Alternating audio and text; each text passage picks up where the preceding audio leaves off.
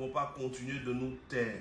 Nous ne sommes pas une association d'amis prophètes, amis pasteurs, amis évangélistes, amis docteurs, amis bishop, amis archibishop.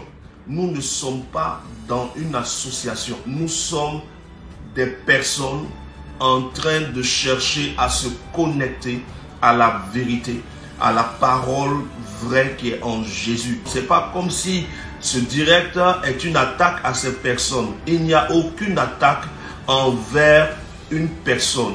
Nous défendons la vérité. Dernièrement, le Saint-Esprit m'a interpellé et le Saint-Esprit m'a dit: tu es resté trop longtemps silencieux. Si vous laissez le mensonge être prêché, le mensonge être enseigné, les faibles vont se perdre. Les faibles vont se perdre. Les nouveaux convertis vont se perdre. La vérité va encore disparaître. Or, la première mission d'un prophète, la première raison des prophètes, c'est de maintenir la pensée de Dieu sur terre. Et beaucoup de gens aujourd'hui, sous couvert de prophètes, sous couvert d'apôtres, de pasteurs, de docteurs, d'évangélistes ou je ne sais de quoi, prêchent des choses qui n'existent pas dans le royaume des cieux, des choses qui n'existent pas dans la pensée de Dieu. Et si nous, les prophètes, qui maintenons la parole de Dieu encore, nous nous taisons, nous sommes en train donc d'encourager le mensonge. Il y en a qui n'arrivent pas à discerner le mensonge. Il y en a pour qui le mensonge est subtil et qui passent le temps à dire gloire à Dieu, amen, même quand la parole qui est libérée vient de Satan. Et nous qui sommes enfants de Dieu, je parle à quelqu'un qui est un prophète aussi qui suit ce direct. Je parle à une femme qui croit en Jésus et qui connaît la vérité. Ne nous taisons pas. N'acceptons pas juste de venir écrire des commentaires en bas des prédications mensongères. Non. Faisons aussi des directs où nous prêchons la vérité. Faisons des directs contradictoires. Quelqu'un prêche un message. Nous savons que ce qu'il a dit est faux. Nous faisons un direct. Nous indexons cette personne et nous montrons les textes dans la Bible qui montrent que ce qu'il a dit est faux. Pour ne pas que quelqu'un se laisse séduire. Parce que en laissant ces gens faire des directs, en laissant ces gens prêcher ce qu'ils veulent et que personne ne répond, ce qu'ils prêchent va devenir comme la vérité. Et finalement, tous les nouveaux convertis, nos enfants qui sont nés aujourd'hui, qui ont 3 ans, 4 ans, qui ont 5 ans, 6 ans, d'autres ont 10 ans, vont rentrer dans des enseignements que nous savons qui sont faux. Et on sera déjà trop vieux pour pouvoir nous défendre. C'est le temps que les amis de la vérité se lèvent et que nous disions non à tout enseignement qui n'est pas de Dieu. Je n'ai aucun problème avec Tatou, aucun problème avec Marcelo, aucun problème avec Zawi, aucun problème avec Dolski. Mais quand la vérité n'est pas dite, on doit être capable de dire que ce que cette personne a prêché n'est pas juste. Voilà, bonsoir à tous, bonsoir à chacun, à tous ceux qui sont connectés parce que soit vous êtes curieux, soit vous cherchez la vérité, soit vous savez que Dieu a quelque chose à vous dire. Et comme je le disais hier, c'est une série de directs que nous avons commencé. Quand je dis nous, je parle de tous ceux qui ont compris le combat spirituel. Le combat spirituel, c'est pas seulement de chasser le diable. Le combat spirituel, c'est pas seulement de chasser les démons. Le combat spirituel, c'est aussi de combattre contre le mensonge. C'est d'entendre quelque chose qui est faux et de pouvoir dire que c'est faux. Sans forcément attaquer les personnes. Quelqu'un peut dire quelque chose qui n'est pas vrai sans que cette personne n'ait de mauvaises intentions. Mais il faut qu'on puisse répondre à cette personne et qu'on puisse dire à cette personne ce que tu dis n'est pas vrai. Surtout quand la Bible est prise comme exemple. Parce que dans le cadre où nous sommes dans le cadre spirituel, un enseignement déformé, un enseignement mal donné, un enseignement déplacé, un enseignement non divin va produire des conséquences plus grandes que si c'était une erreur de mathématiques, une erreur de calcul, une erreur sur l'argent. Et dès l'instant que ces personnes qui prêchent des messages ou qui enseignent n'enseignent pas seulement dans leur communauté, mais elles viennent enseigner sur Facebook. Or, sur Facebook, il n'y a pas que les gens de leur communauté. Quand vous voulez qu'on ne réponde pas, quand vous ne voulez pas que quelqu'un parle de ce que vous êtes en train de faire, restez dans votre communauté, prêchez dans vos assemblées. Mais dès l'instant que vous venez enseigner de manière publique, nous ne pouvons pas répondre de manière privée. J'ai reçu des messages de certaines personnes qui me disaient: ah, mais prophète, tu aurais dû les contacter. Entre vous, hommes de Dieu, vous êtes les pères. Moi, je ne me considère pas comme un père. En griffe, je suis un père là où Dieu m'a établi. Mais ailleurs, je ne suis pas forcément un père. Je peux être un dévancier. Parce qu'il faut faire la différence entre un père et un dévancier. Donc, ces gens disent: oui, vous êtes les dévanciers, vous êtes des pères. Pourquoi entre vous, vous ne vous parlez pas? Non. Ici, il ne s'agit pas de se parler ou de ne pas se parler. Il ne s'agit pas d'une association d'amis ou d'une association de fonction. Il est prophète, tu es prophète. Donc, si même il y a quelque chose qui ne va pas gérer ça entre vous, non. On n'est pas en train de gérer quelque chose entre nous. Quand vous prenez le livre de Galates, Galates chapitre 2, vous voyez dans le livre de Galates, l'apôtre Paul en train de faire des reproches à l'apôtre Pierre. Pendant que l'apôtre Pierre a vu Jésus, l'apôtre Pierre a mangé avec Jésus, l'apôtre Pierre a fait tout le temps du ministère de Jésus, l'apôtre Pierre était avec lui. Mais l'apôtre Paul n'a pas été avec Jésus. L'apôtre Paul n'a pas connu Jésus de manière comme Pierre l'a connu. Donc, l'apôtre Pierre est un dévancier. L'apôtre Pierre aurait pu être considéré même comme un père pour l'apôtre Paul. Mais dans le livre de Galates, l'apôtre Paul va faire des reproches à l'apôtre Pierre parce que l'apôtre Pierre enseignait et posait des actions qui étaient répréhensibles. Donc ici, on ne parle pas d'amour du prochain. On parle de sauver des vies. On ne parle pas de dévancier. On ne parle pas de père. On parle de la parole. Nous n'attaquons pas les personnes, mais nous indexons les enseignements. Parce que sur le Facebook ou sur YouTube, les enseignements qui sont répandus et qui ne sont pas justes vont être vus par nos enfants spirituels, vont être vus par nos fidèles ou les fidèles de Jésus qui nous a confiés. Et nous, on enseigne quelque chose de pur parce qu'on cherche à ne pas s'éloigner de ce qui est écrit.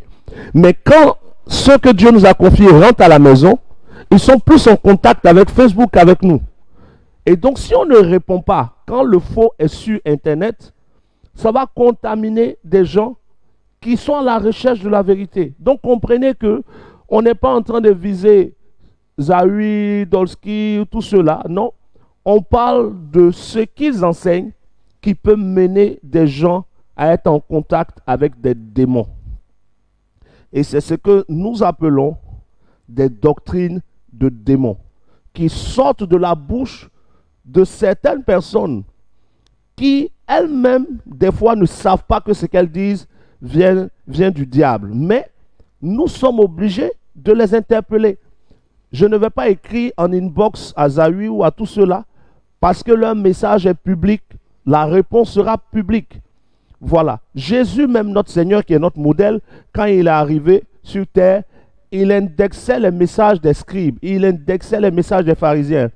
Il disait: ne soyez pas comme les pharisiens qui sont des tombeaux blanchis. Ils sont devant vous en grands vêtements, mais leur cœur est noir. Ainsi de suite. Jésus parlait publiquement. Quand l'enseignement des scribes et des pharisiens n'était pas juste, il le disait publiquement et ce n'était pas un péché. Voilà.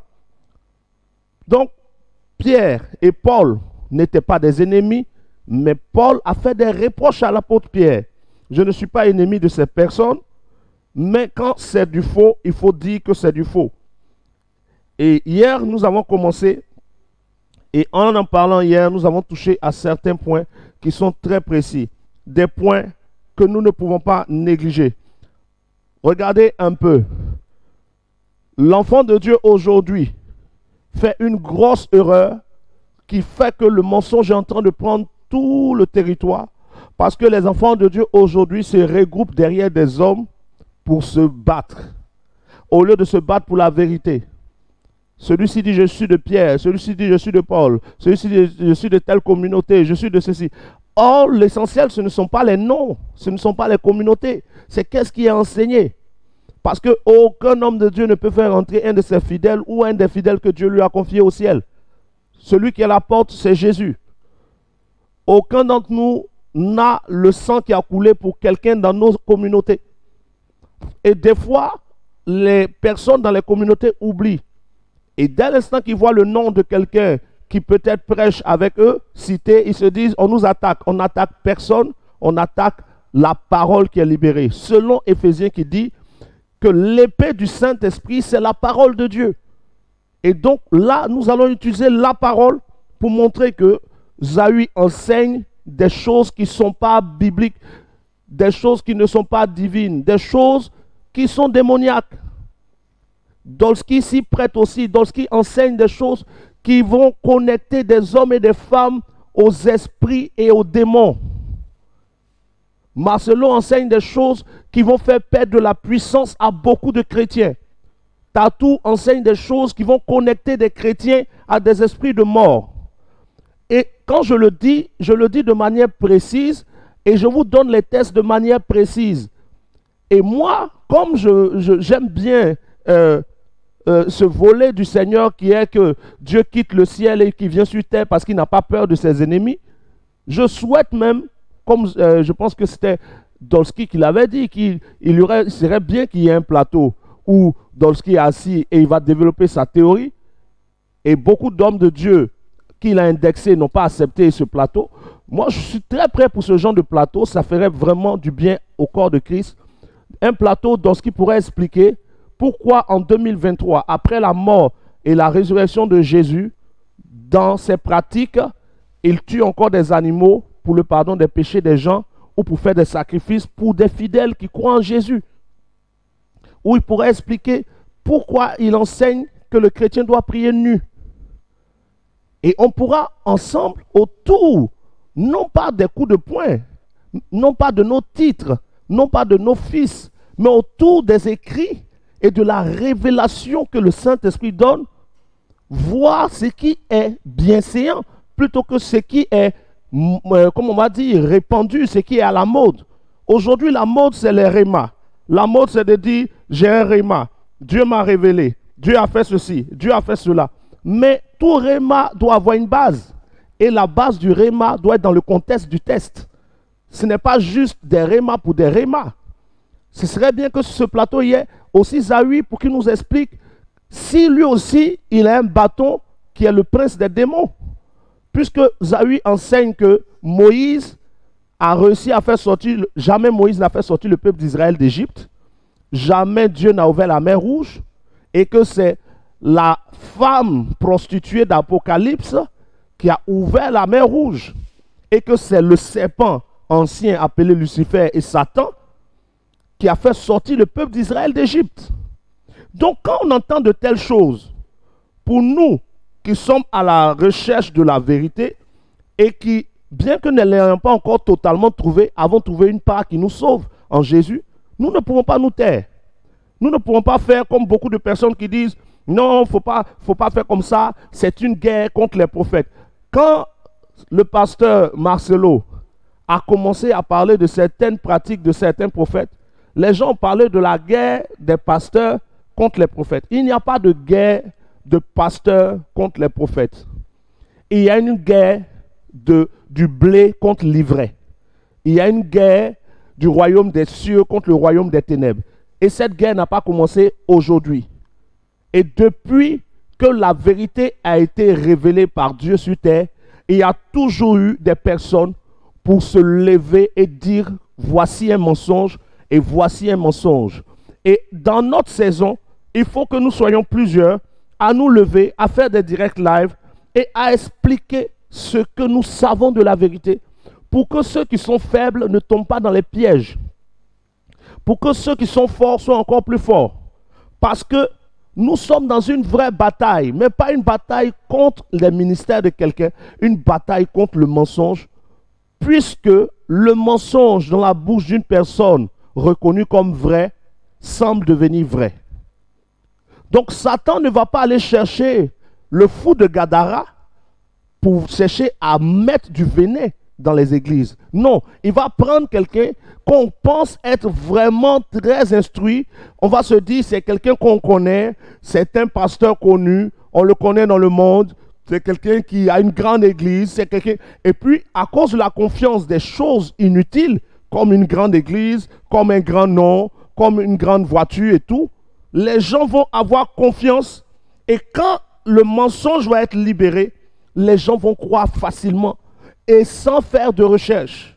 Si un homme que vous ne connaissez pas vient vous dire qu'il faut prier nu, directement vous allez vouloir réfléchir.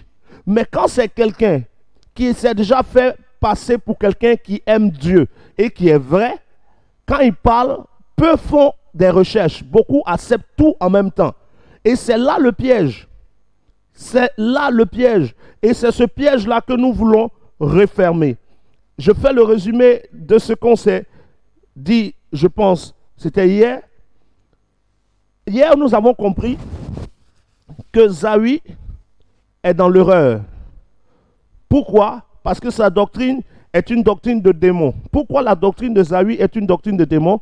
Hier, nous avons lu et nous avons compris dans Exode chapitre 15.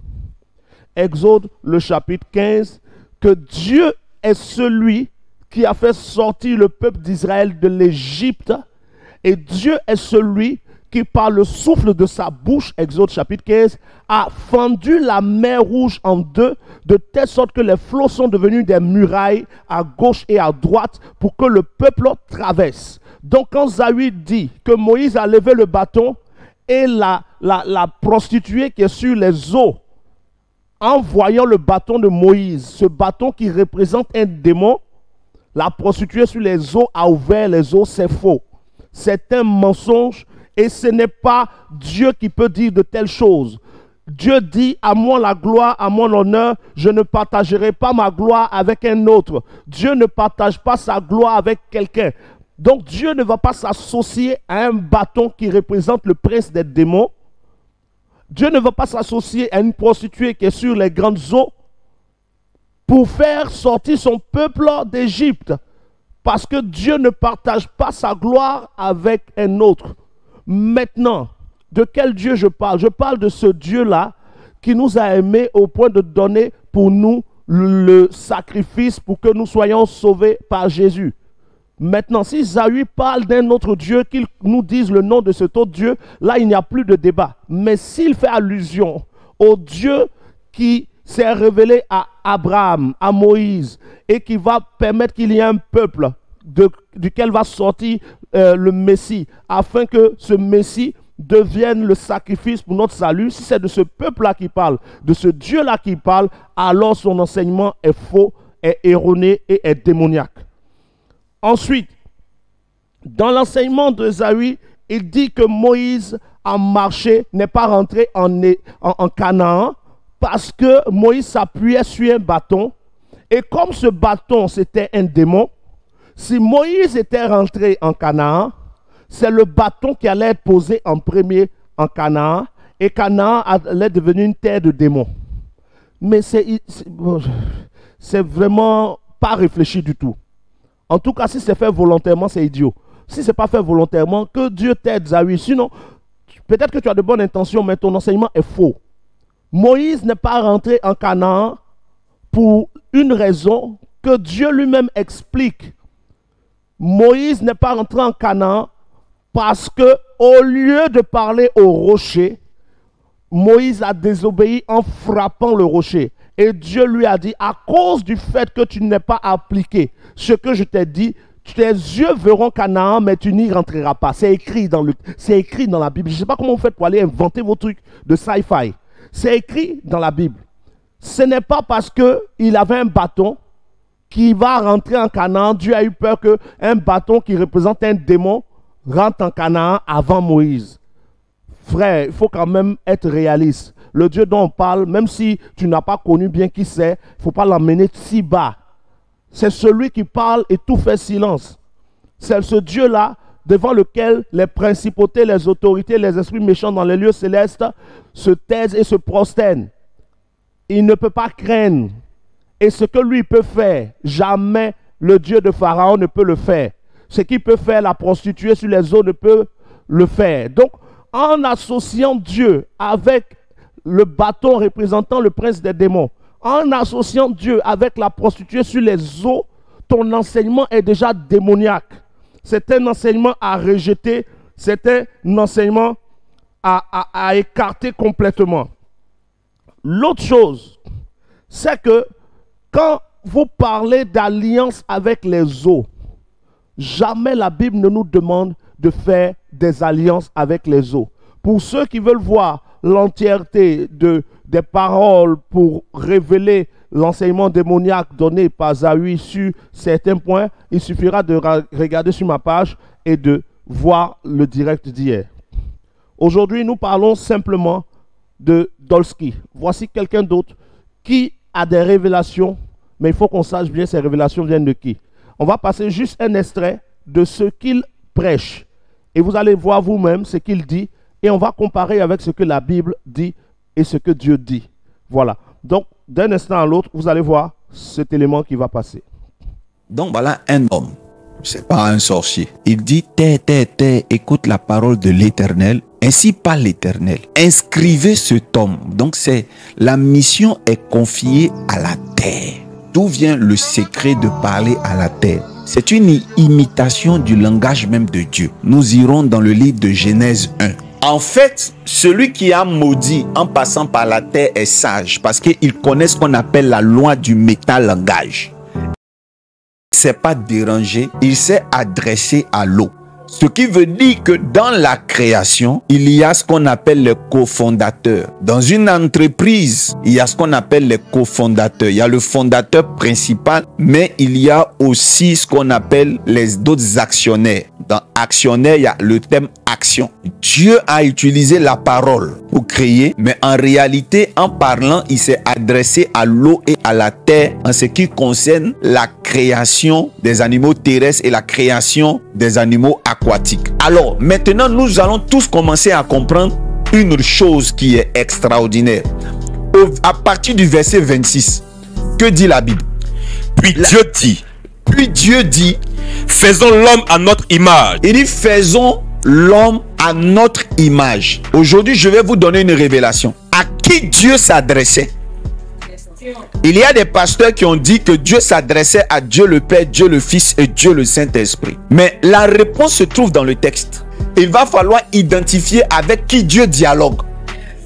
Quand l'histoire commence, Dieu est en train de parler à qui? À l'eau et à la terre. Il dit, oh, créez des poissons, terre, créez les animaux de la terre. Mais c'est simple, c'est juste après ça qu'il dit, faisons l'homme à notre image. Voilà pourquoi l'homme est composé de l'eau, de la terre et du souffle pneuma qui est Dieu. N'allez pas chercher ceux avec qui Dieu parle loin. N'allez pas chercher dans la Trinité. C'est tout près ici.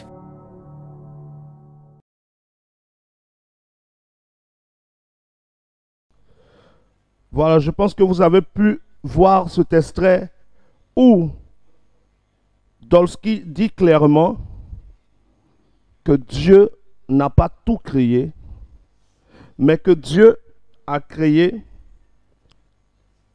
avec des cofondateurs, c'est-à-dire des entités avec lesquelles il s'est associé pour créer. Et ces entités, c'est l'eau, ces entités, c'est la terre. Voici pourquoi il faut que les chrétiens parlent à la terre.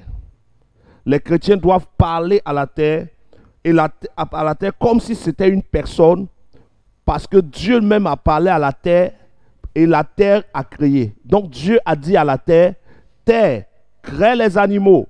Et Dieu a dit à l'eau, eau, crée les poissons. Donc ce n'est pas Dieu lui-même qui a créé, mais il a donné l'ordre et c'est la terre qui va obéir parce que la terre est comme une entité, la terre est une entité vivante.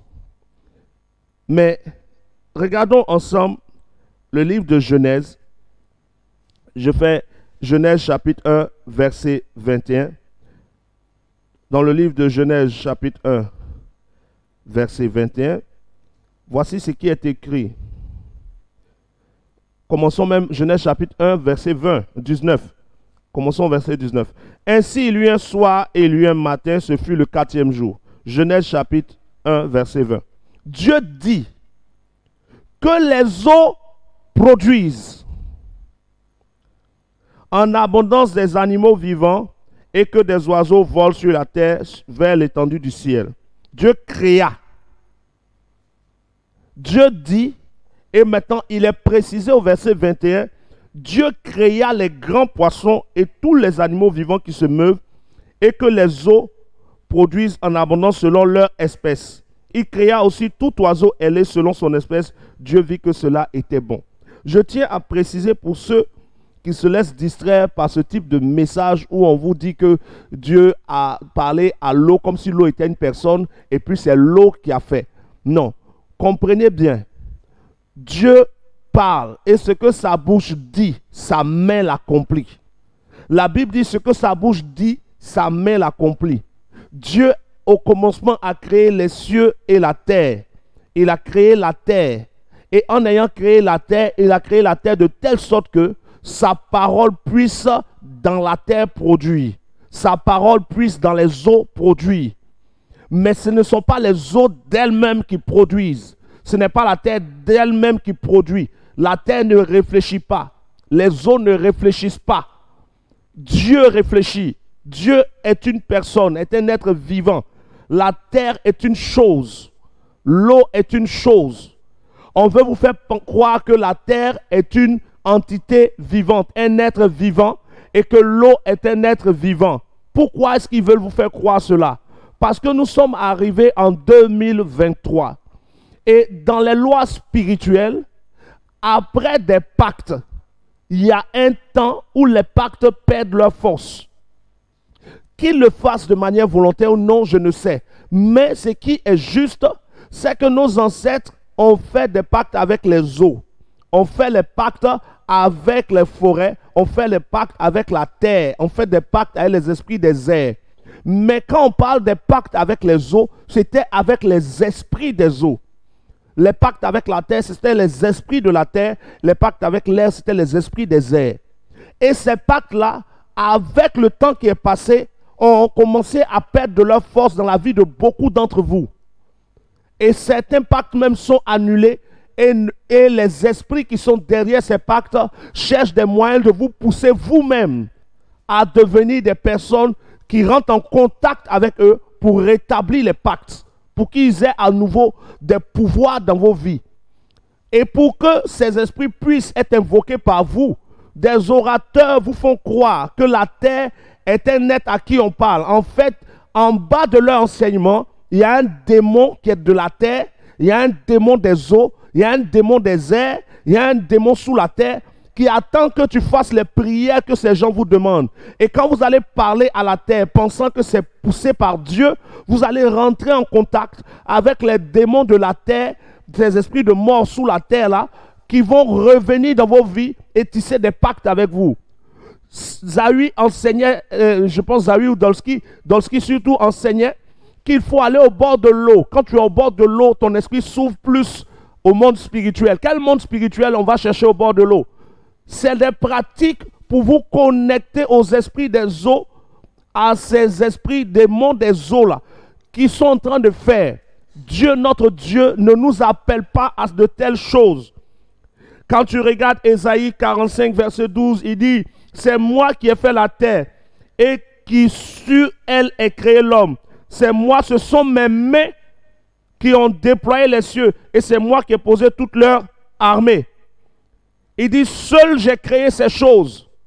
Il ne s'est pas donné des cofondateurs. Il n'y a pas de cofondateur dans l'œuvre de Dieu. Dieu est le fondateur. Il n'y a pas de cofondateur. Je répète parce que quand tu dis que la terre est cofondatrice, quand tu dis les eaux sont cofondateurs, non. Dieu dit, seul j'ai créé la terre, seul j'ai créé les cieux, seul j'ai déployé toute l'étendue de ma création. Personne ne m'a aidé.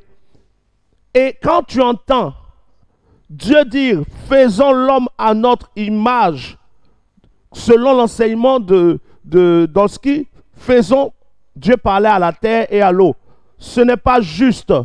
Dans le livre d'Ésaïe, nous voyons rapidement Ésaïe ici qui dit quelque chose de clair.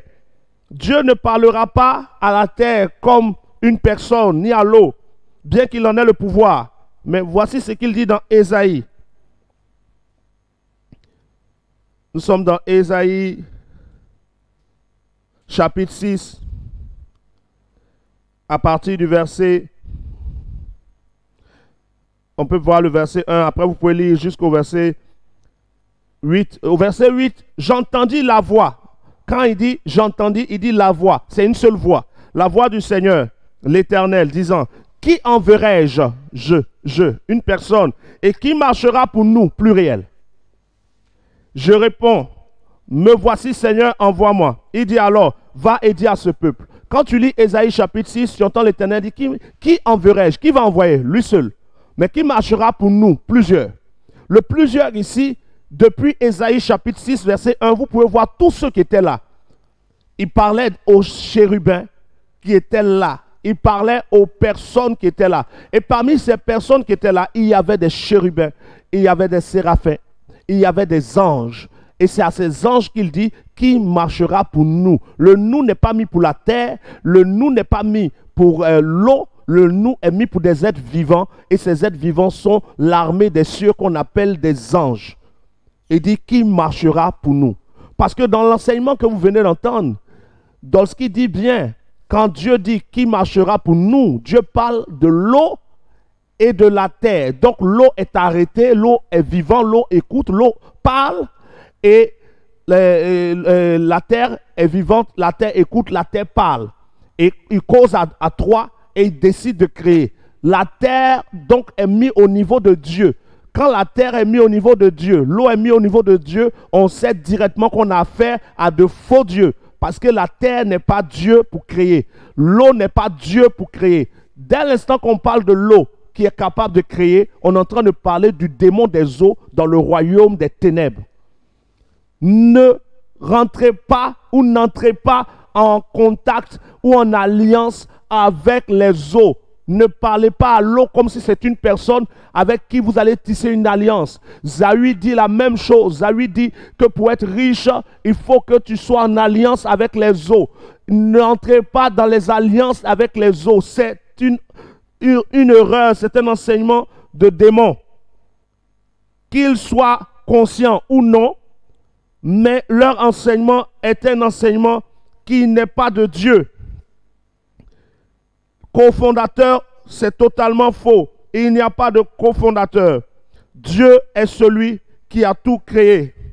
Dieu seul a tout créé. Il ne s'est pas associé à quelqu'un.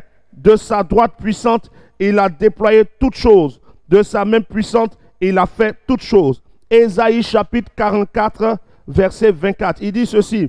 Ainsi parle l'Éternel, ton Rédempteur, celui qui t'a formé dès ta naissance. Moi, l'Éternel, j'ai fait toutes choses. Seul j'ai déployé les cieux. Seul j'ai étendu la terre et l'univers. Seul. Il n'y a pas eu de l'eau qui l'eau est devenue cofondateur. Non, c'est faux. La terre est devenue cofondateur. Non, on veut vous connecter aux esprits de la terre. On veut vous connecter aux esprits des eaux. Si vous ne savez pas vous prendre, vous allez être possédé. Et il y a des pratiques qu'ils font. Vous pouvez vérifier sur Facebook, vérifier sur YouTube. Vous allez voir. Il va vous demander de prendre un verre d'eau. Et quand il va prendre le verre, on vous dit mettez de l'eau dans ce verre. Maintenant dites, ange vient, que les anges rentrent dans cette eau. J'appelle l'ange de ma vie dans cette eau. Quel est cet ange qui vient dans cette eau? Et on va vous dire non, vous savez qu'au temps de Jésus, il y a un ange qui descendait dans l'eau et il remuait l'eau.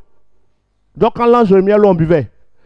Et maintenant, on va prendre cet exemple-là, on va déformer le contexte et on va vous pousser à avoir des verres d'eau dans lesquels vous allez appeler des esprits et on va vous dire ensuite buvez cette eau pour que ces esprits-là vous couvrent.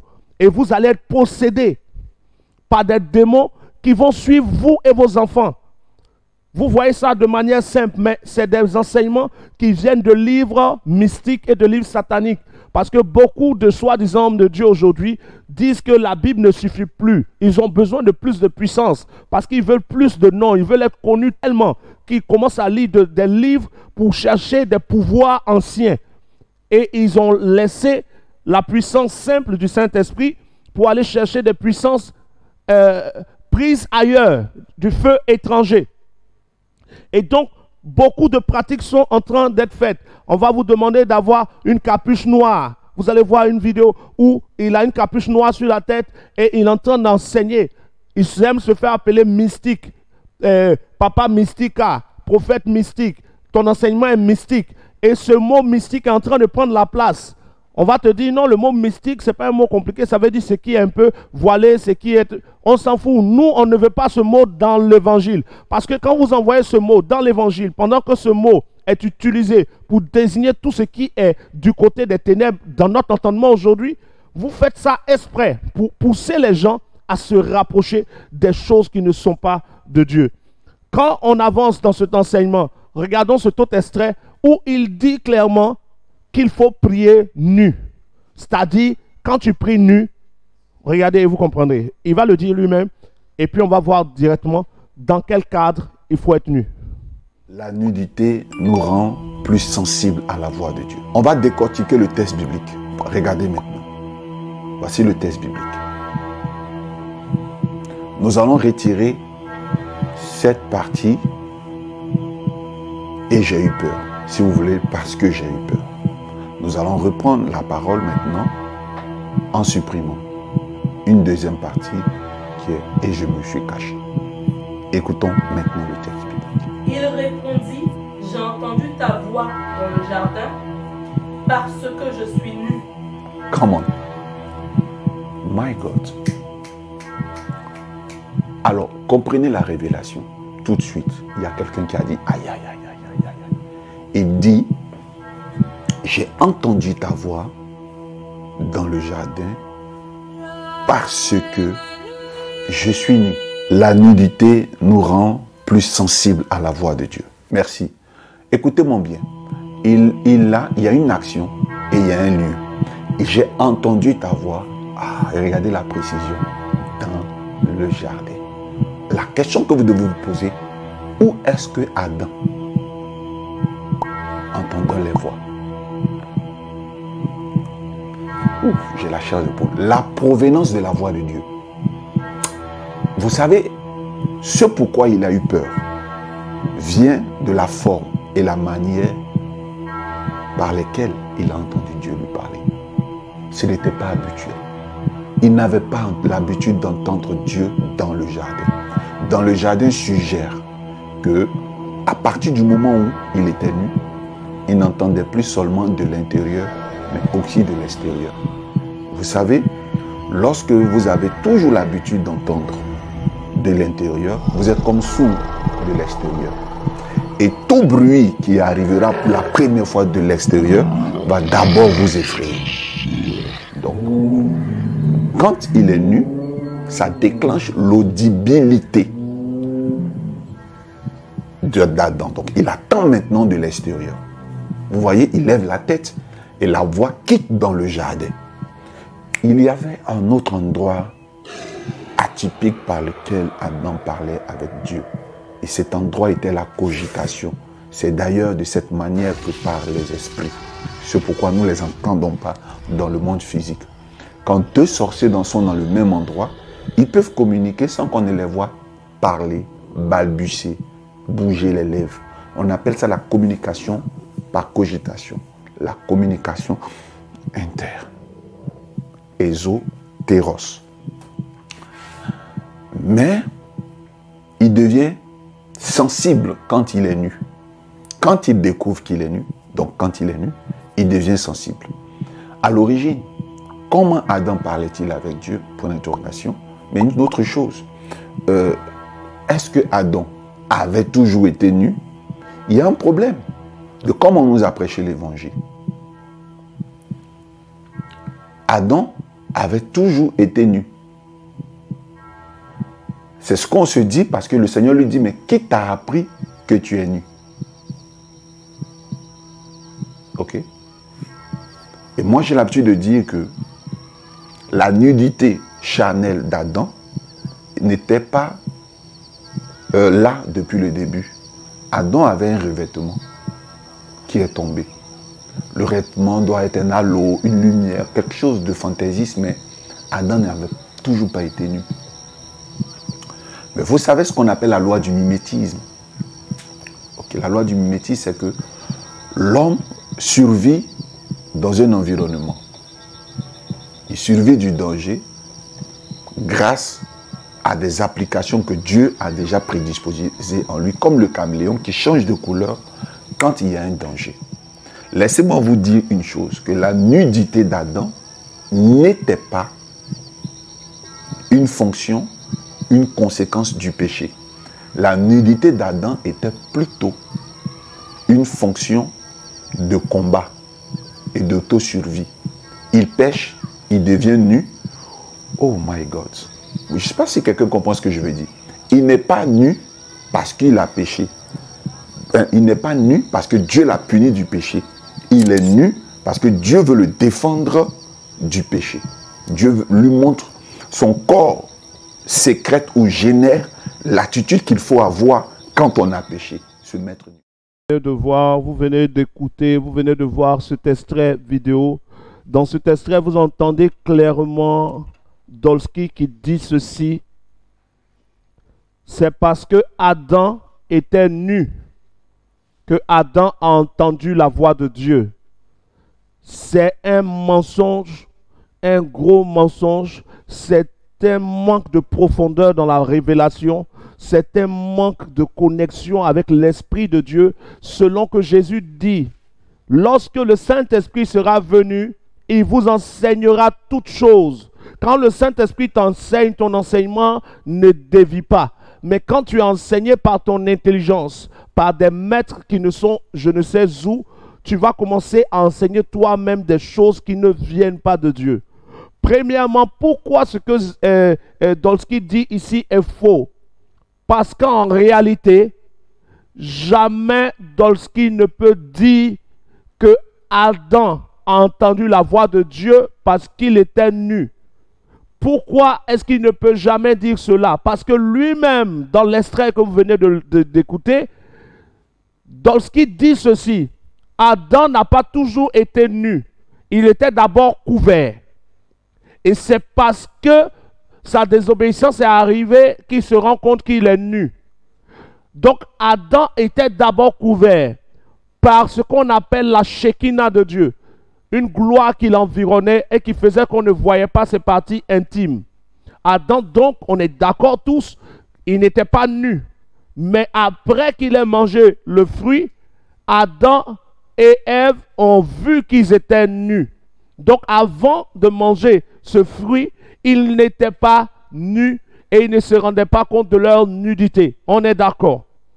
Dès qu'on est d'accord sur ce point, Dolski ne peut plus affirmer que c'est parce que Adam était nu qu'il a entendu la voix de Dieu. Premièrement, parce que quand le serpent parle avec Ève, la question du serpent est celle-ci. Dieu a-t-il réellement dit que vous ne devez pas manger du fruit de l'arbre? Et la femme répond, oui, Dieu nous a dit de ne pas en manger parce que le jour où on en mange, on mourra. Ce qui veut dire que Adam entendait déjà la voix de Dieu quand même il n'était pas nu. Puisque le jour où Adam entend la voix de Dieu qui lui dit « Où es-tu » Dolski dit que c'est parce qu'il est nu qu'il entend la voix de Dieu. Mais si c'est parce qu'il est nu qu'il entend la voix de Dieu, et quand il n'était pas nu, n'est-ce pas Dieu qui lui avait parlé pour lui dire de ne pas manger le fruit? Donc Dieu déjà parlait à Adam. Ce n'est pas à cause de sa nudité que Dieu lui parlait maintenant, parce que Dieu lui parlait déjà. Ce Dieu qui lui avait parlé, qui lui avait dit de ne pas manger le fruit de l'arbre de la connaissance du bien et du mal, c'est ce même Dieu qui est venu lui parler pour lui dire « Pourquoi est-ce que tu es nu ?» Donc ce n'est pas sa nudité qui fait qu'il entend la voix de Dieu. Quelle est donc la différence de Dieu qui parle à Adam nu et de Dieu qui parle à Adam quand il n'était pas nu? Quand il n'était pas nu, Dieu lui donnait des directives. Quand il est nu, Dieu lui donne des sentences. Ça veut dire que ceux qui vont prier nus seront dans une situation de sentence et non dans une situation d'être agréable à Dieu. Parce que même, disons-nous ça simplement, si la nudité était le moyen pour qu'on entende plus Dieu, tous les anges dans les cieux seraient nus. Mais quand nous regardons dans le livre d'Apocalypse, ceux qui étaient morts, bien sûr, vous le savez, Job l'a dit, nu je suis venu dans ce monde, nu je m'en irai. Mais dans l'Apocalypse, lorsque ces personnes qui avaient foi en Jésus sont mortes et qu'elles sont parties dans le ciel, nous nous trouvons dans Apocalypse chapitre 6, verset 11. Il est écrit, une robe blanche fut donnée à chacun d'eux. Pourquoi est-ce que Dieu les habille? Puisqu'il veut qu'on lui parle nu, pour mieux l'entendre. Même dans le ciel, on habille les gens. Et toi, tu enseignes qu'il faut maintenant être nu pour que Dieu nous parle plus. C'est que toi, tu ne dois plus avoir d'habit. Parce que toi, Dieu doit te parler tout le temps. Un prophète, il doit être constamment en communication avec Dieu. Tu vas te promener nu, mon frère. Tu vas marcher sans habit pour que Dieu te parle. Et de tels enseignements, j'ai vu des gens qui sont venus commenter. Ah, moi-même, dernièrement, Dieu m'a dit de prier nu, mais j'hésitais. Grâce à toi, je sais que c'est Dieu qui a dit. Et donc, les gens vont se mettre nus maintenant. Et là, Dieu va leur parler. Mais quel est ce Dieu qui a besoin de la nudité pour parler? Regardons ensemble Apocalypse. Là, nous venons de lire Apocalypse chapitre 6, verset 11. Dieu habille les gens. Dieu avait habillé Adam. Si la nudité était le moyen pour que Adam entende la voix de Dieu, dès la création, la gloire de Dieu n'allait pas environner la nudité d'Adam et la nudité d'Ève. La gloire de Dieu n'allait pas les environner. Mais dès que Dieu les a créés, sa gloire a caché leur nudité. Si c'était être nu pour l'entendre, dès qu'il les a créés, il les mettait nus tout le temps pour qu'ils puissent causer. C'est quand ils ont désobéi qu'ils sont devenus nus.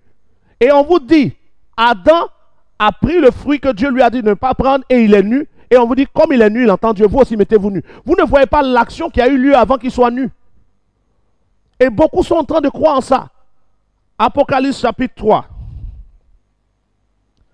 Apocalypse chapitre 3. Regardons ce que Dieu, par Jean, révèle sur les nudistes. Oui, puisque c'est comme ça. Ah. Il dit ceci. Apocalypse chapitre 3, verset 15. Commençons au verset 14. Écrit à l'ange de l'église de Laodicée. Voici ce que dit l'Amen, le témoin fidèle et véritable, le commencement de la création de Dieu. Je connais tes œuvres. Je sais que tu n'es ni froid ni bouillant. Puisses-tu être froid ou bouillant?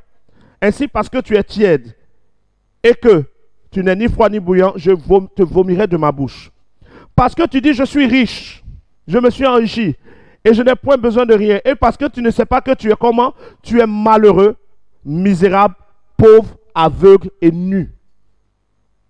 La nudité ne donne pas la gloire. C'est pas comme si il faut être nu pour être glorieux. Pourquoi même ceux qui sont en relation ou en couple, quand même ils veulent se déshabiller, ils se déshabillent dans des endroits où on ne peut pas les voir? Parce que Lévitique dit, tu n'exposeras point ta nudité. On n'expose pas la nudité. Parce que la nudité a commencé dès que Adam et Ève ont fait ce que Dieu ne voulait pas qu'ils fassent. Donc, dire aux chrétiens aujourd'hui qu'il faut prier nu pour que Dieu puisse leur parler, c'est dangereux. Ça veut dire que nous suivons un modèle qui est Jésus. Et donc, si ce que tu dis avait été vrai, nous savons déjà que c'est faux. Ça veut dire que Jésus priait nu. Ça veut dire que Moïse sur la montagne pendant les 40 jours était nu. Ça veut dire que Josué dans la tente d'assignation était nu. Quel est cet enseignement de nudisme qui vient du royaume des ténèbres? Tous ceux qui pratiquent le satanisme dans leur réunion se mettent nus. Et ça, vous pouvez faire la recherche sur Google, sur Facebook, tapez nudité et satanisme. Vous allez voir qu'ils ont besoin d'être nus avant même de sortir de leur corps. Ils se mettent nus tous. Vous allez voir, tout sorcier qui a été réellement sorcier et qui s'est converti va vous confesser que quand ils doivent sortir de leur corps pour attaquer les gens, ils sont nus. On transporte un enseignement démoniaque et on les envoie dans les communautés pour convaincre les chrétiens d'entrer dans des alliances avec des esprits de sorcellerie, des esprits de démons. C'est des enseignements de démons. C'est des doctrines, comment je vais dire ça, sataniques. Jamais pour entendre Dieu, il faut être nu. Prenez juste un peu l'intelligence que Dieu vous a donnée, même sans le discernement d'abord. Si entendre Dieu nécessite la nudité, alors dans nos cultes, on doit être tous nus. Et l'orateur, bien plus. Là même, on ne prêche plus.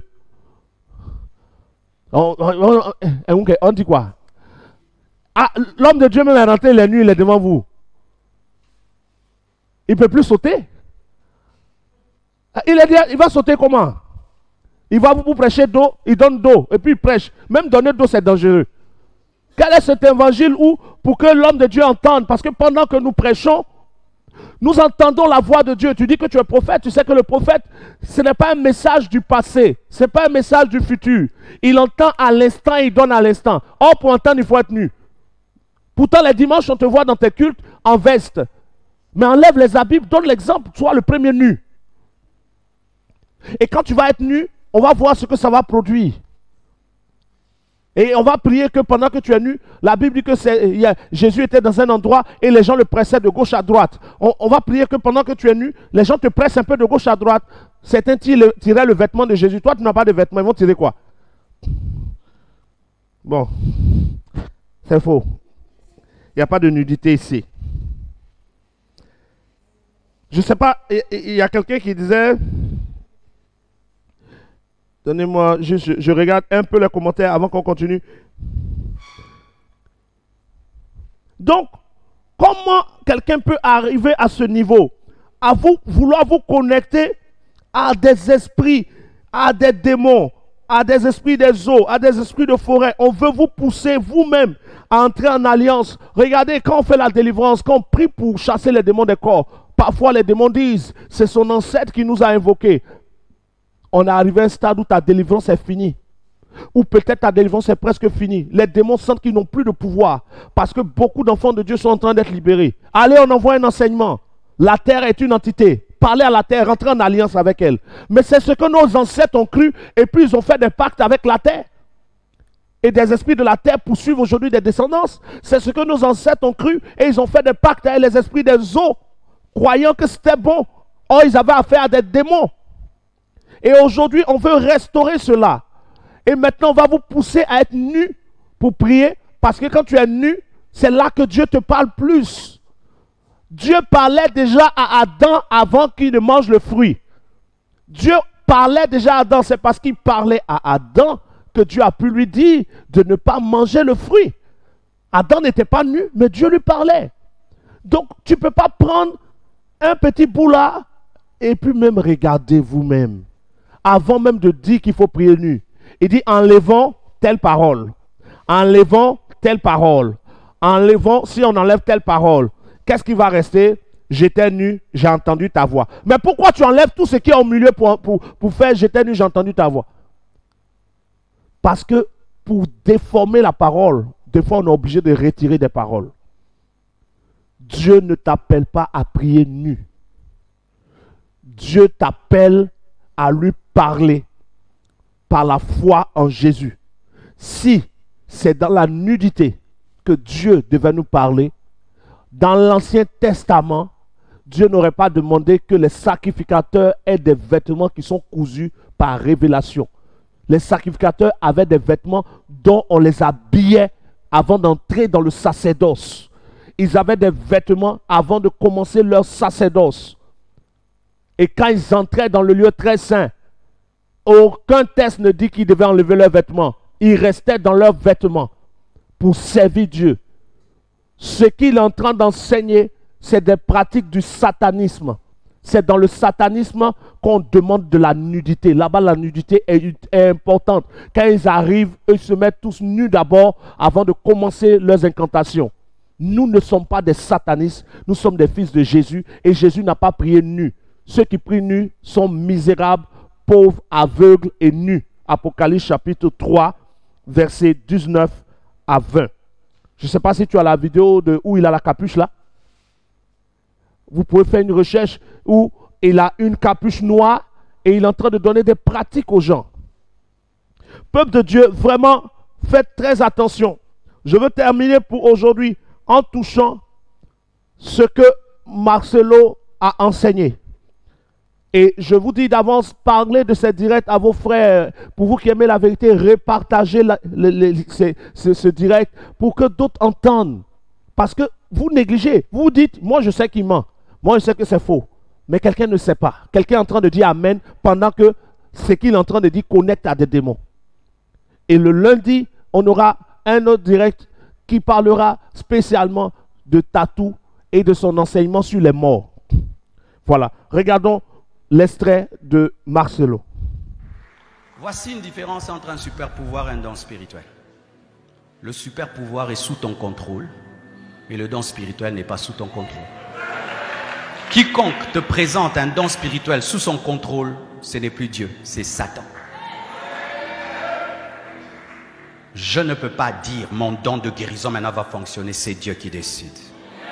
C'est pourquoi des fois tu vois quelqu'un, il a le don de guérison, lui-même est malade. Élisée est mort de quoi? De maladie, mais restez les morts. Que personne ne te mente que lui, il peut faire tout ce qu'il veut. Tu pries Dieu et si Dieu veut, il agit. Dieu peut m'utiliser puissamment aujourd'hui. Je viens demain, il ne fait rien. Mais ce n'est pas moi de décider. Je vais prophétiser maintenant. Dites-moi, je vais prophétiser. Dites-moi. Vous me dites et puis je prophétise. Un Saint-Esprit domestique. Vous croyez de telles choses? Des Saint-Esprits domestiques. Saint-Esprit. Le Saint-Esprit, c'est Dieu. Dis-moi maintenant que je te prophétise. Tu veux quoi? Qui veut quoi? Et puis le Saint-Esprit domestique parle. Quel est ce Saint-Esprit-là? Le Saint-Esprit pour lequel Jésus est mort et ressuscité. Fausseté! Fausseté! Manipulation!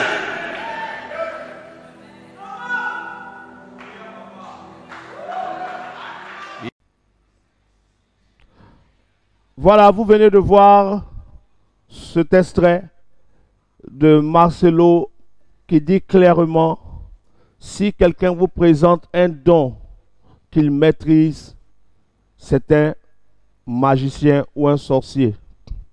Si quelqu'un vous présente un don qu'il maîtrise, si quelqu'un dit mon don, que je peux le manifester quand je veux, comme je veux, alors ce n'est plus un don. Que la différence entre un don spirituel et un super pouvoir, c'est que le don spirituel, on ne peut pas l'utiliser comme on le veut, et le super pouvoir, on peut l'utiliser comme on le veut. Et il y a là déjà une incompréhension ou une mauvaise compréhension. Le don spirituel est un super pouvoir.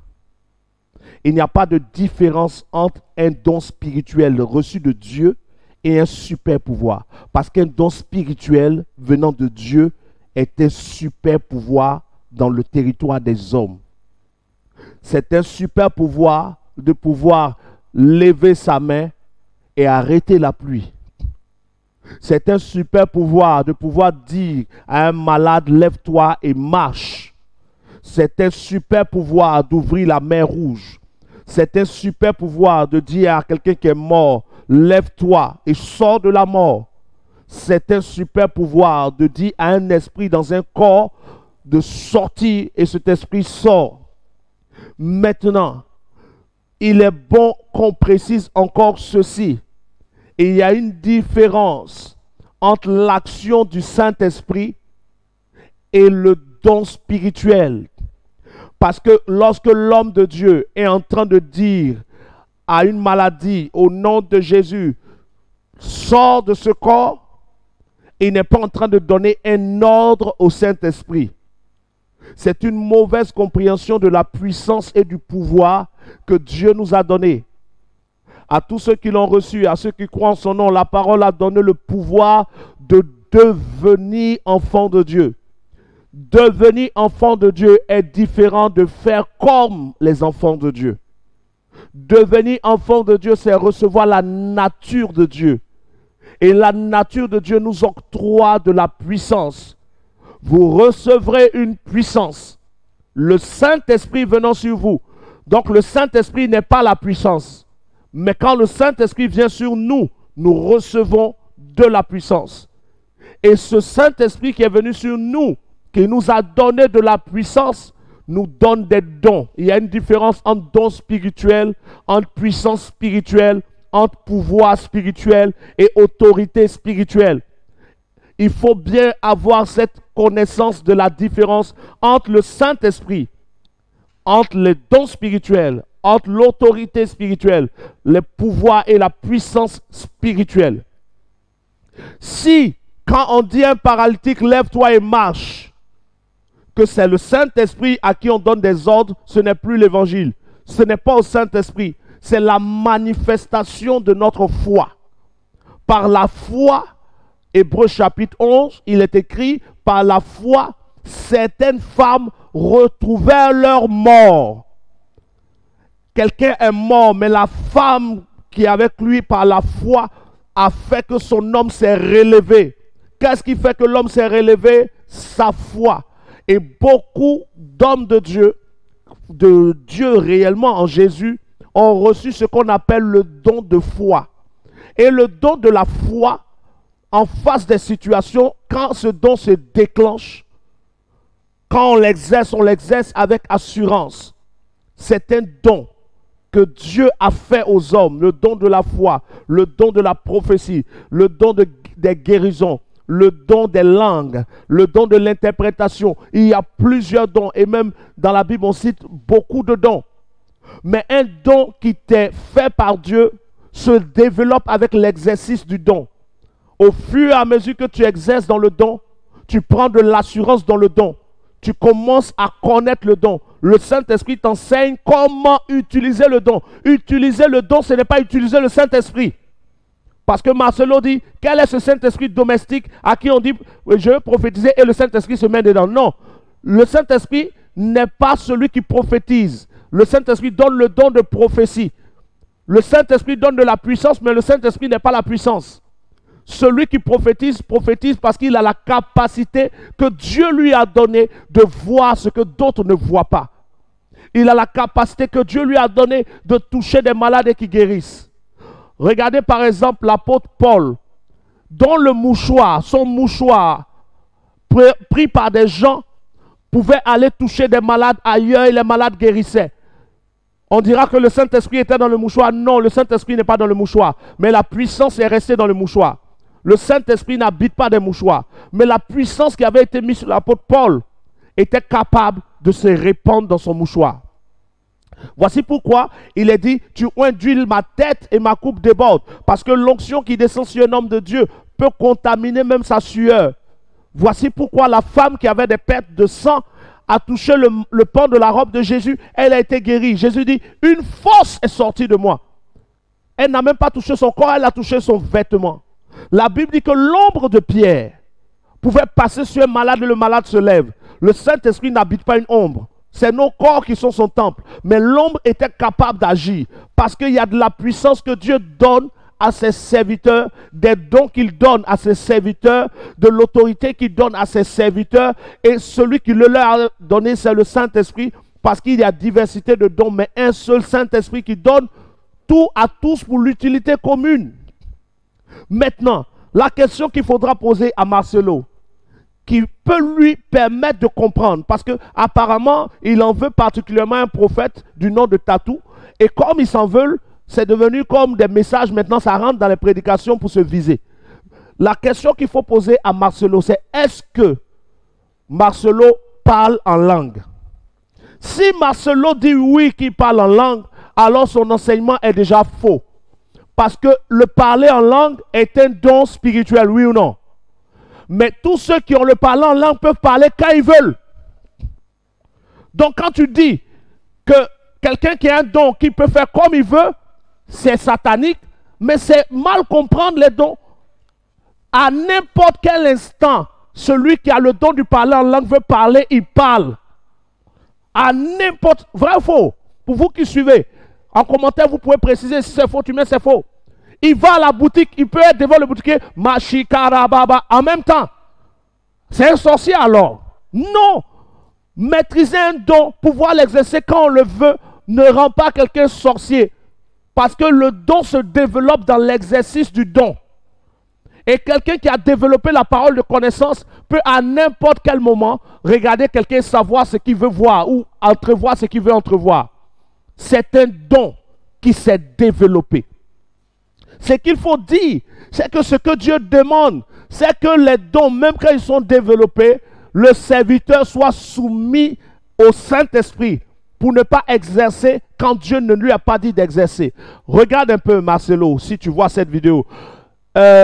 Moïse a reçu l'ordre de Dieu de parler au rocher ou de taper le rocher. C'était quoi l'ordre? Pour ceux qui connaissent la parole, écrivez taper ou parler. Mais pour ceux qui ont déjà lu le texte, Dieu dit parle au rocher et l'eau jaillira. Mais qu'est-ce que Moïse a fait?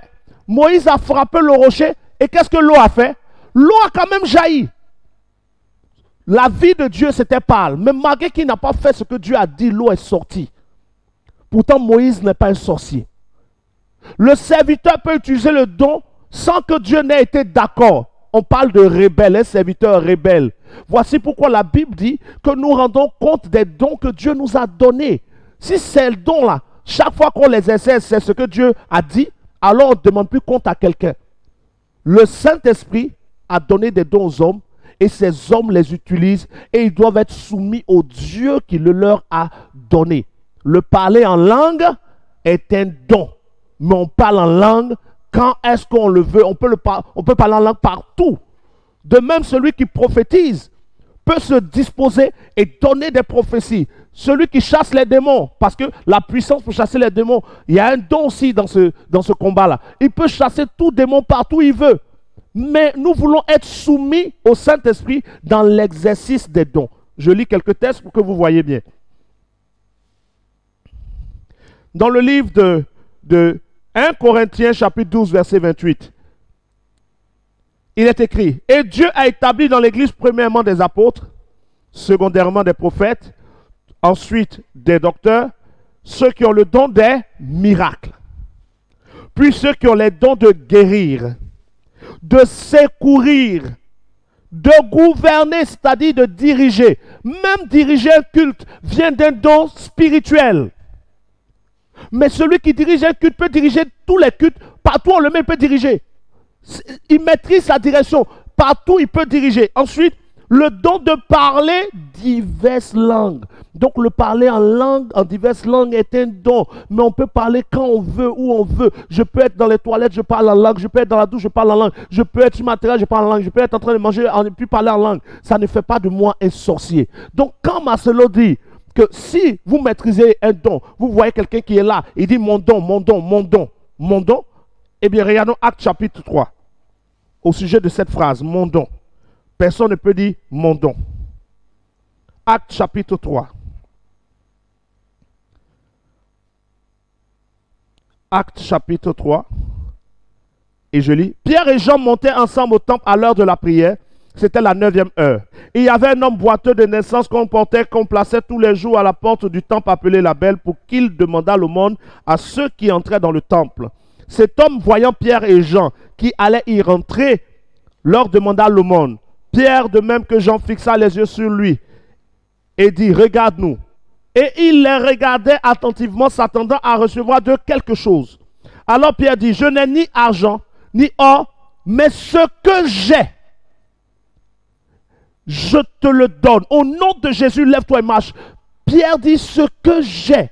Donc il a quelque chose qui lui appartient. Qu'est-ce que c'est? Son don de miracle.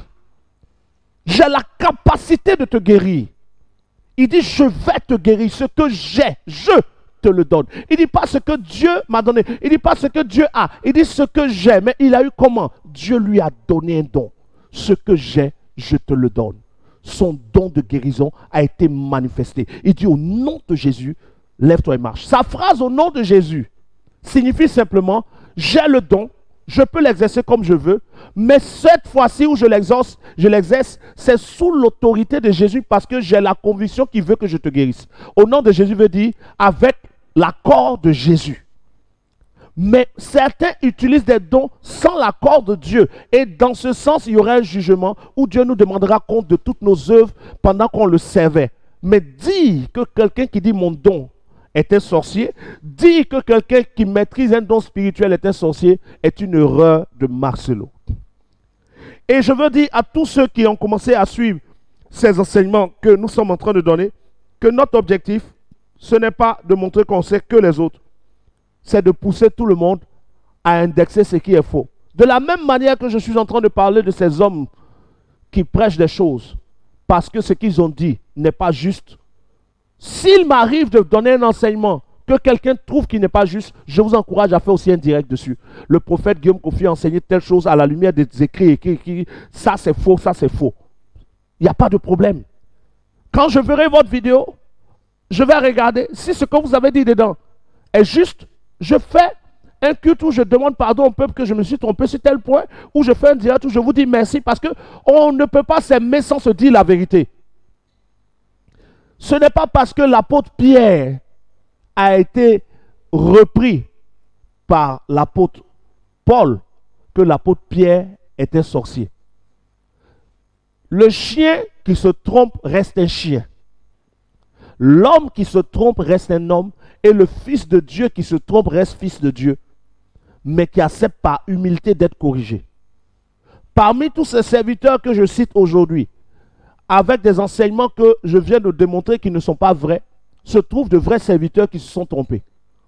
Ce n'est pas parce qu'ils ont enseigné des choses qui sont fausses qu'ils sont forcément des faux serviteurs. Parce que nous ne sommes pas détenteurs de toute la connaissance. Mais comme leur enseignement a été donné de manière publique, on ne peut pas répondre en privé. Parce que beaucoup de personnes peuvent se perdre si nous allons en privé. Marcelo n'est pas forcément du diable. Tatou n'est pas forcément du diable. Dolski n'est pas forcément du diable. Zawi n'est pas forcément du diable. Et bien d'autres. Bien que parmi eux, il peut y avoir des serviteurs du diable. Dieu seul sait. Nous, notre objectif, c'est de révéler ce qui est faux pour que les plus faibles ne tombent pas dans ce genre de piège.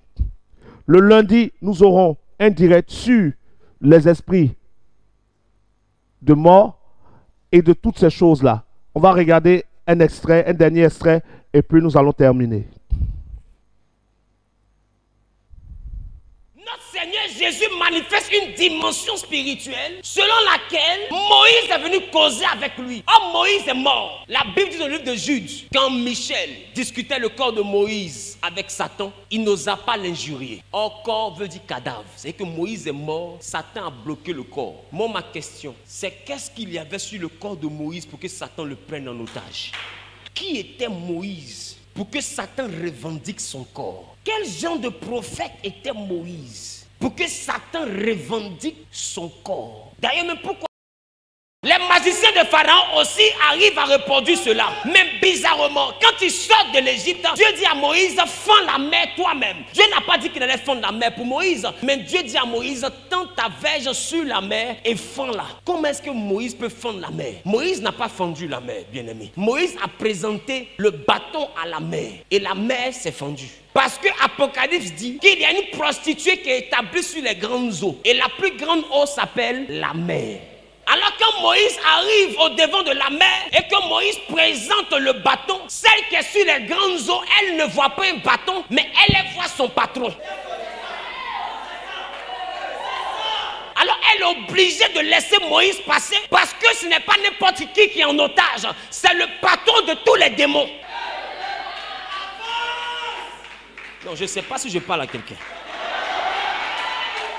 Moïse marche pendant 40 ans, mais Dieu dit à Moïse, tu ne peux pas rentrer à Canaan. Pourquoi? Parce que Canaan, selon le livre de Josué, obéit à une règle. Tout lieu où foulera la plante de tes pieds, je te le donne en possession. Donc Canaan dépend de la terre qu'on touche. Or, souvenez-vous, Dieu était devant sous forme de colonne, Moïse était après Dieu, et puis le peuple était après Moïse. Or, Moïse s'appuyait sur son bâton. Parce que Moïse est mort à 120 ans. Et à 120 ans, Moïse était vieux. Il s'appuyait désormais sur son bâton. Et le fait de s'appuyer sur son bâton n'était pas avantageux pour le Seigneur. Parce que si Moïse rentrait à Canaan, c'est-à-dire en tant que quelqu'un qui traverse le Nil, puisque le peuple est derrière lui, Moïse est le premier à rentrer. Mais ce n'est pas Moïse qui rentre le premier. Parce que tout vieillard a un bâton devant lui. Donc, ça n'allait pas être Moïse qui allait rentrer, mais c'est le serpent qui allait rentrer à Canaan. Donc, il allait avoir le temps de manger la terre de Canaan avant que le pied de Moïse ne touche Canaan. Alors Dieu, ne voulant pas que le serpent possède la terre promise, va dire à Moïse, monte sur la montagne, regarde le pays, mais tu n'y entreras pas. Alors la montagne sur laquelle Moïse est mort est cette montagne sur laquelle le bâton de Moïse était. Voilà pourquoi quand l'archange Michel vient réclamer le corps, il trouve le bâton de Moïse qui est le diable. Et le diable dit à l'archange Michel, si tu dois prendre le corps de Moïse, avec qui me laisses-tu?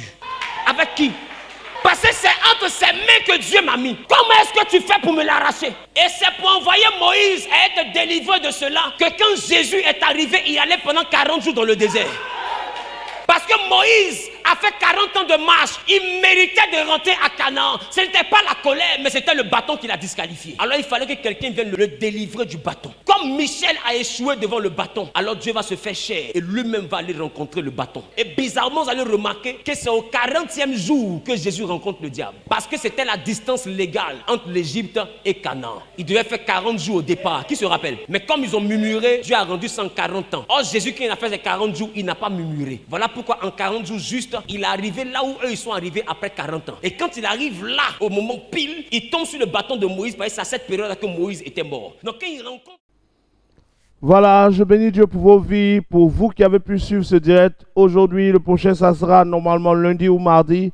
Et vous serez informés.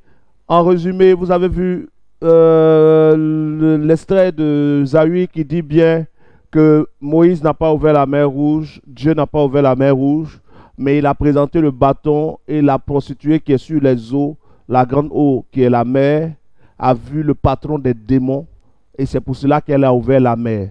Ce n'est plus donc Dieu qui a ouvert la mer Rouge, c'est l'esprit des eaux qui a ouvert la mer Rouge. Voici un serviteur de l'esprit des eaux.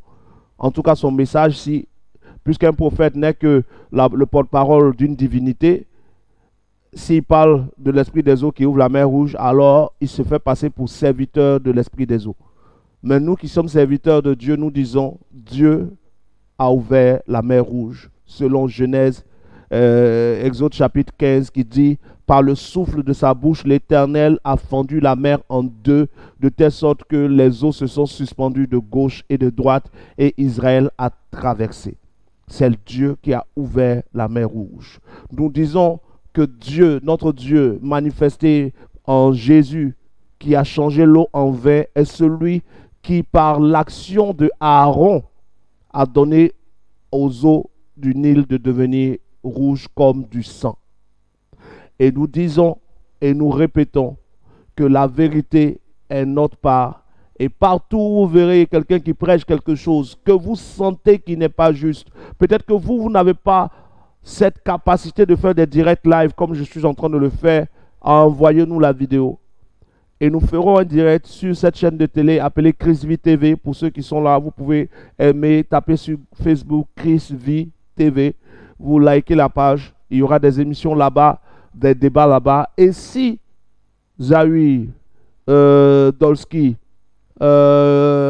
Marcelo ou tous ceux qui sont cités trouvent que ce qui est dit n'est pas juste, nous sommes disponibles pour une rencontre afin que publiquement, avec tout ce qu'il faut, chacun, Bible à la main, se mette à dire ce qu'il a à dire et que le peuple tranche à la lumière du discernement où se trouve la vérité. Mais sans aller même jusqu'à ce niveau, pour ceux qui ont le Saint-Esprit, vous savez très bien que ces gens enseignent des choses qui ne sont pas de Dieu. Ce sont des doctrines de démons. N'invoquez pas la terre. Dans le livre de Job, Dieu demande à Job, as-tu déjà parlé à l'aurore? As-tu commandé au jour? Mais quand Dieu dit à Job, as-tu parlé à l'aurore? As-tu commandé au jour? Dieu n'est pas en train de nous dire que le jour est une personne à qui il faut parler. Dieu est en train de faire des reproches à Job. Certains vous enseignent qu'il faut commander à l'aurore. Il faut parler à l'aurore. L'aurore n'est pas une personne. La terre n'est pas une personne. Il y a des figures de style qui sont utilisées quand Dieu parle. Il y a des images. Il y a des formes verbales. Ne prenez pas ces formes verbales de manière littéraire pour déformer et de détourner le peuple. Le lundi, on parlera du sacrifice de Jésus. Parce que Dolski enseigne que Jésus n'a pas été sacrifié à la croix. Et Zawi enseigne qu'il faut faire des pactes avec l'esprit des eaux. Le lundi, on aura la vidéo de Zawi disant qu'il faut faire alliance avec l'esprit des eaux. Et on aura la vidéo de Dolski qui dit que Jésus n'a pas été crucifié parce que Jésus-Christ n'a pas, à la croix, il n'a pas été crucifié parce que Jésus-Christ a été crucifié dans le ciel. Ou il a été sacrifié dans le ciel. Donc, quand il venait sur la croix, ce n'était pour faire rien, ce n'était pas un sacrifice. C'était juste pour venir distribuer sa chair pour que les gens le mangent. On aura aussi le lundi la vidéo de Tatou qui dit que Dieu envoie les morts pour parler aux vivants. Et beaucoup de personnes croient en cet évangile-là et commencent à attendre que leur mort vienne leur parler. Ils sont en train de connecter les enfants de Dieu aux esprits de mort, aux esprits des eaux, aux esprits de la terre, aux esprits des airs. Et nous ne pouvons pas nous taire. Parce que quand un serpent sort, un aigle doit sortir. Et si Goliath est déjà dehors, David doit venir. La grâce de Dieu sur vous. À très bientôt. Il te libère.